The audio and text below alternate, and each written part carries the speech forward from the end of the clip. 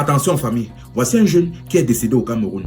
Mais quelques années plus tard, on le retrouve résident au Gabon avec une femme et plusieurs enfants. Histoire vraie. L'affaire se passe au Cameroun. Pour tous ceux qui se demandent comment il fait pour savoir ça, j'avais guetté par la fenêtre. Salut la famille, c'est Info et Amusement pour une nouvelle histoire vraie et mystique. N'hésitez pas à liker et à vous abonner la famille. Et suivez cette histoire jusqu'à la fin. Comme on dit souvent, faites souvent très attention à qui vous vous mariez. Et bien évidemment, évitez d'épouser quelqu'un sans au moins connaître sa famille ou au moins un membre de sa famille. Enfin bref, voici le jeune en question. Ici on va l'appeler Dago. Ce qui se passe, c'est que Dago est né et a grandi au Cameroun, plus précisément à Kumba. Bon, il avait l'habitude d'aller dans le lac Kumba pour se laver ses vêtements, comme la plupart des habitants de la zone.